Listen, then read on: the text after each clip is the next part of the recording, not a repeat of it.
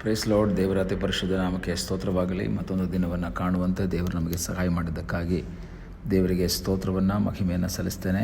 ಈ ದಿನ ದೇವರ ವಾಕ್ಯವನ್ನು ಧ್ಯಾನಿಸುವುದಕ್ಕಾಗಿ ನಾವು ಒಟ್ಟಾಗಿ ಸೇರುವಂತೆ ದೇವರು ಸಹಾಯ ಮಾಡಿದ್ದಕ್ಕಾಗಿ ಸ್ತೋತ್ರ. ಇಂದಿನ ವೇದ ಅಧ್ಯಯನಕ್ಕಾಗಿ ಒಂದು ವಾಕ್ಯವನ್ನು ನಾವು ಓದಿಕೊಳ್ಳೋಣ. 2 ಕೊರಿಂಥದವರಿಗೆ ಬರೆದ ಪತ್ರಿಕೆ 13ನೇ ಅಧ್ಯಾಯ 5ನೇ ವಾಕ್ಯ. ಕ್ರಿಸ್ತ ನಂಬಿಕೆಯಲ್ಲಿ ಇದ್ದೀರೋ ಇಲ್ಲವೋ ಎಂದು ನಿಮ್ಮನ್ನು ನೀವೇ ಪರೀಕ್ಷಿಸಿಕೊಳ್ಳಿರಿ, ನಿಮ್ಮನ್ನು ಪರಿಶೋಧಿಸಿಕೊಳ್ಳಿರಿ. ಪೌಲನು ಕೊರಿಂಥದವರಿಗೆ ಮೊದಲ ಪತ್ರಿಕೆಯನ್ನು ಬರೀತಾನೆ. ಸಭೆಯಲ್ಲಿರುವಂತಹ ಅಕ್ರಮಗಳ ಕುರಿತು ಮಾತನಾಡ್ತಾನೆ. ಅಲ್ಲಿರುವಂತಹ ಆ ಗ್ರೂಪಿಸಮ್ ಬಗ್ಗೆ ಮಾತಾಡ್ತಾನೆ. ಈ ರೀತಿ ಎಲ್ಲ ಹೇಳಿ ಅವರನ್ನು ಸರಿದಾರಿಗೆ ತರುವಂತಹ ಪ್ರಯತ್ನವನ್ನು ಪೌಲನು ಮಾಡ್ತಾನೆ. ಆದರೆ ಕೆಲವರು ಅದನ್ನು ಒಪ್ಕೊಳ್ತಾರೆ, ಕೆಲವರು ಅಕ್ಸೆಪ್ಟ್ ಮಾಡ್ಕೊಳ್ತಾರೆ, ಕೆಲವರು ಇವನು ಹೇಳಿದಂತಹ ಮಾತುಗಳಿಗೆ ವಿಧೇಯರಾಗ್ತಾರೆ. ಆದರೆ ಬೇರೆ ಕೆಲವರು ಪೌಲನ ಅಪೊಸ್ತಲತನವನ್ನೇ ಪ್ರಶ್ನೆ ಮಾಡುವಂತಹ ಲೆವೆಲ್ಗೆ ಹೋಗ್ತಾರೆ. ಪೌಲ ಯಾರು? ನಮ್ಗೆ ಈ ರೀತಿ ಉಪದೇಶ ಮಾಡೋದಕ್ಕೆ ಪೌಲ ಯಾರು? ಪೌಲ ಅವಶ್ಯಕತೆ ಇಲ್ಲ. ಅವನು ಎಲ್ಲೋ ಇರೋ ನಮಗೆ ಉಪದೇಶ ಮಾಡೋ ಅವಶ್ಯಕತೆ ಇಲ್ಲ. ಅವನು ಪೇತ್ರನ ಹಾಗೆ, ಯೋಹಾನನ ಹಾಗೆ ಅಪೊಸ್ತಲ ಅಲ್ಲ, ನೆನ್ನೆ ಬಂದವರು. ಆ ರೀತಿಯ ಒಂದು ಮಾತುಗಳನ್ನು ಮಾತಾಡ್ತಾನೆ. ಆಗ ಪೌಲನು 2 ಕೊರಿಂಥ ಪತ್ರಿಕೆಯಲ್ಲಿ 10ನೇ ಅಧ್ಯಾಯ ಹೆಡ್ಡಿಂಗಲ್ಲಿ ಓದಬೇಕಾದ ರೀತಿ ಓದ್ತೀವಿ. ತನಗೆ ಅಧಿಕಾರವಿಲ್ಲವೆಂದು ವಿರೋಧಿಗಳು ಹೇಳಿದ ಮಾತಿಗೆ ಪೌಲನು ಕೊಡುವ ಉತ್ತರ ಅಂದರೆ ಅವನಿಗೆ ಅಧಿಕಾರ ಇಲ್ಲ. ಇಷ್ಟೆಲ್ಲ ಮಾತಾಡೋದಕ್ಕೆ, ನಮ್ಮ ಮೇಲೆ ಅಧಿಕಾರ ಚಲಾಯಿಸೋದಕ್ಕೆ ಅವನಿಗೇನು ಅಧಿಕಾರ ಇದೆ ಎಂಬುದಾಗಿ ಕೇಳಿದಂತಹ ಕೊರಿಂಥ ಸಭೆಯ ಕೆಲವು ವಿಶ್ವಾಸಿಗಳಿಗೆ ಪೌಲನು ಖಂಡಿಸಿ ಬರೆಯುವಂತಹ ಒಂದು ಪತ್ರಿಕೆಯಾಗಿದೆ 2 ಕೊರಿಂಥ ಪತ್ರಿಕೆ. ಹೀಗೆ ಬರೆಯುತ್ತಾ ಆ ಪತ್ರಿಕೆಯ ಕೊನೆಯ ಭಾಗಕ್ಕೆ ಬಂದಾಗ ಆತನು ಕೇಳ್ತಾನೆ, ಕ್ರಿಸ್ತ ನಂಬಿಕೆಯಲ್ಲಿ ಇದ್ದೀರೋ ಇಲ್ಲವೋ ಎಂದು ನಿಮ್ಮನ್ನು ನೀವೇ ಪರೀಕ್ಷಿಸಿಕೊಳ್ಳಿರಿ. ಕೆಲವು ಸಂದರ್ಭಗಳಲ್ಲಿ ನಾವು ಕ್ರಿಸ್ತ ನಂಬಿಕೆಯಲ್ಲಿ ಜೀವಿಸ್ತಾ ಇರ್ತೀವಿ, ಕ್ರಿಸ್ತ ನಂಬಿಕೆಯಲ್ಲಿ ಮುಂದುವರಿತಾ ಇರ್ತೀವಿ, ಕ್ರಿಸ್ತನನ್ನು ನಂಬಿ ನಾವು ಸಾಗ್ತಾ ಇರ್ತೀವಿ. ಆದರೆ ಕೆಲವು ಸಂದರ್ಭಗಳಲ್ಲಿ ನಮ್ಮ ಜೀವಿತದಲ್ಲಿಯೇ ನಮಗೆ ಡೌಟ್ ಬರ್ತದೆ. ನಾವು ನಮ್ಮ ಕ್ರಿಯೆಗಳ ಮೂಲಕ ಇತರರು ನೋಡಿದಾಗಲೂ ಗೊತ್ತಾಗ್ತದೆ ನಾವು ಕ್ರಿಸ್ತ ನಂಬಿಕೆಯಲ್ಲಿ ಇದ್ದೀವಾ ಇಲ್ವಾ ಎಂಬ ಒಂದು ಸಂಶಯಗಳು ಬರುವಂಥ ಸನ್ನಿವೇಶ ಬರ್ತದೆ. ಆಗಾಗ ನಾವು ನಮ್ಮನ್ನು ಪರೀಕ್ಷಿಸಿಕೊಳ್ಳೋದು ಒಳ್ಳೆಯದು. ಕ್ರಿಸ್ತ ನಂಬಿಕೆಯಲ್ಲಿ ನಾವು ಇದ್ದೇವಾ ಅಥವಾ ನಾವು ನಂಬಿಕೆಯಿಂದ ಹಿಂಜರಿತಾ ಇದ್ದೀವಾ, ನಂಬಿಕೆಯಿಂದ ಹಿಂದೆ ಹೋಗಿದ್ದೀವಾ? ಕೆಲವು ಸಂದರ್ಭಗಳಲ್ಲಿ ಯೇಸುವನ್ನು ನಂಬಿದಂತಹ ನಾವು ಆ ನಂಬಿಕೆಯಲ್ಲಿ ದಿನೇ ದಿನೇ ಹೆಚ್ಚಾಗಬೇಕು ಅನ್ನೋದು ದೇವರ ವಾಕ್ಯ ನಮಗೆ ತಿಳಿಸುವಂಥದ್ದು. ಕ್ರಿಸ್ತನು ನಮ್ಮಿಂದ ಬಯಸುವಂಥದ್ದು ಅದೇ. ನಂಬಿಕೆಯಲ್ಲಿ ನಾವು ದಿನೇ ದಿನೇ ಬಲಶಾಲಿಗಳಾಗಬೇಕು. ಕೆಲವು ಟೈಮ್ಗಳಲ್ಲಿ ಅದು ನಂಬಿಕೆ ಕುಂದಿ ಹೋಗಿಬಿಡ್ತದೆ.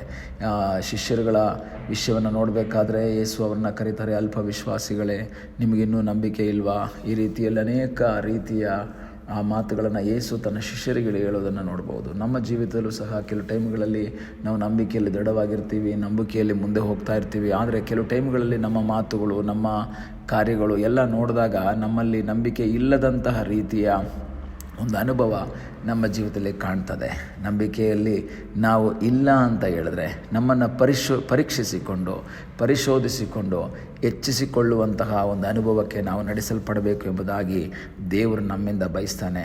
ಈ ಬೆಳಗಿನ ಸಮಯದಲ್ಲಿ ನನ್ನನ್ನು ಕೇಳುವ ಪ್ರಿಯ ದೇವರ ಮಕ್ಕಳೇ, ಕ್ರಿಸ್ತ ನಂಬಿಕೆಯಲ್ಲಿ ಆಧಾರವಾಗಿದ್ದುಕೊಂಡು ಮುಂದೆ ಸಾಗ್ತಾ ಇರುವಂತಹ ನಮ್ಮನ್ನು ನಾವು ದೈನಂದಿನ ಜೀವಿತದಲ್ಲಿ ಪರೀಕ್ಷಿಸಿಕೊಳ್ಬೇಕು. ಬೇರೆಯವರೆಲ್ಲ ನಮ್ಮನ್ನು ಪರೀಕ್ಷೆ ಮಾಡೋದು. ನಾವು ಅನೇಕ ಸಂದರ್ಭದಲ್ಲಿ ನಾವು ಇನ್ನೊಬ್ಬರನ್ನ ಪರೀಕ್ಷೆ ಮಾಡ್ತೀವಿ. ಅವ್ರ ನಂಬಿಕೆಯಲ್ಲಿದ್ದಾರಾ, ಇವ್ರು ಇದ್ದಾರಾ, ಇವ್ರು ಹೀಗೆ ಹೇಳ್ತಾರಾ, ಈ ರೀತಿಯಲ್ಲಿದ್ದಾರಲ್ವ, ಅವರು ಅಷ್ಟು ಸ್ಪಿರಿಚುವಲ್ ಇಲ್ಲ, ಇವ್ರು ಸ್ಪಿರಿಚುವಲ್ ಜಾಸ್ತಿ ಇದ್ದಾರೆ.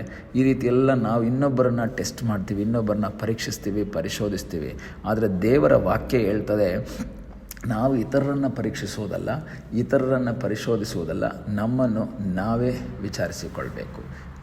ಪೌಲನು ಕೊರಿಂಥ ಪತ್ರಿಕೆಯಲ್ಲಿ ಕರ್ತನ ಭೋಜನದ ಬಗ್ಗೆ ಮಾತನಾಡುವಾಗ ಅವನು ಹೇಳುವಂತಹ ಮಾತು ಸಹ ಅದೇ ರೀತಿಯಲ್ಲಿ ಆತನು ಹೇಳ್ತಾನೆ. ನಮ್ಮನ್ನು ನಾವೇ ಏನು ಮಾಡಬೇಕು? ಪ್ರತಿ ಮನುಷ್ಯನು ತನ್ನನ್ನು ಪರೀಕ್ಷಿಸಿಕೊಳ್ಬೇಕು, ಇನ್ನೊಬ್ಬರನ್ನ ಪರೀಕ್ಷಿಸೋದಲ್ಲ. ಅವನು ಸರಿ ಇಲ್ಲ ಅಂತ ಹೇಳೋದಕ್ಕೆ ನಮಗೆ ಭಾಳ ಸುಲಭ, ಅವನು ಸರಿ ಇದ್ದಾನೆ ಅಂತ ಹೇಳೋದಕ್ಕೂ ಸುಲಭ. ಆದರೆ ದೇವ್ರ ವಾಕ್ಯ ಹೇಳ್ತದೆ, ಅವನು ಸರಿ ಇಲ್ಲ, ಇವನು ಸರಿ ಇದ್ದಾನೆ ಅಂತ ಹೇಳೋದಕ್ಕೆ ನಮ್ಮನ್ನು ದೇವರು ಕರೆದಿಲ್ಲ. ನಮ್ಮನ್ನು ಕರೆದಿರೋದು ಯಾತಕ್ಕೋಸ್ಕರ?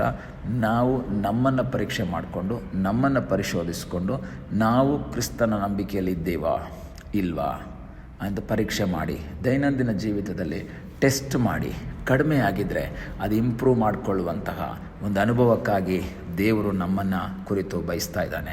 ಈ ಬೆಳಗಿನ ಸಮಯದಲ್ಲಿ ನಮ್ಮನ್ನೇ ಕರ್ತನ ಸನ್ನಿಧಾನದಲ್ಲಿ ಒಪ್ಪಿಸಿಕೊಂಡೋಣ. ಹೌದು ಸ್ವಾಮಿ, ನಾನು ನಂಬಿಕೆಯಲ್ಲಿ ಕುಂದಿ ಹೋಗಿದ್ದರೆ, ನಾನು ನಂಬಿಕೆಯಿಂದ ಸ್ವಲ್ಪ ಬ್ಯಾಕ್ಸ್ಲೈಡ್ ಆಗಿದ್ದರೆ, ಯಥಾ ಪ್ರಕಾರ ನಾನು ದೇವರೇ ಯಥಾಸ್ಥಾನಗೊಳ್ಳುವಂತೆ ನನ್ನನ್ನೇ ನೀನು ಸಹಾಯ ಮಾಡು ಎಂಬುದಾಗಿ ನಾವು ಪ್ರಾರ್ಥಿಸೋಣ. ನಮ್ಮನ್ನು ಪರೀಕ್ಷೆ ಮಾಡಿದಾಗ, ನಮ್ಮನ್ನು ನಾವೇ ಟೆಸ್ಟ್ ಮಾಡಿದಾಗ ನಮಗೆ ಗೊತ್ತಾಗ್ತದೆ ನಿನ್ನೆಗಿಂತ ನಾವು ಇವತ್ತು ಹೇಗಿದ್ದೀವಿ. ಓದು ವರ್ಷಕ್ಕಿಂತ, ಓದು ವಾರಕ್ಕಿಂತ, ಓದು ತಿಂಗಳಿಗಿಂತ ನಾವಿವತ್ತು ಯಾವ ಮಟ್ಟದಲ್ಲಿದ್ದೀವಿ, ಪ್ರಾರ್ಥನೆಯಲ್ಲಿ, ಆರಾಧನೆಯಲ್ಲಿ, ವಾಕ್ಯ ಧ್ಯಾನದಲ್ಲಿ, ಆತ್ಮೀಕತೆಯಲ್ಲಿ ಹೇಗಿದ್ದೇವೆ ಎಂಬುದು ನಮಗೆ ಗೊತ್ತಾಗ್ತದೆ.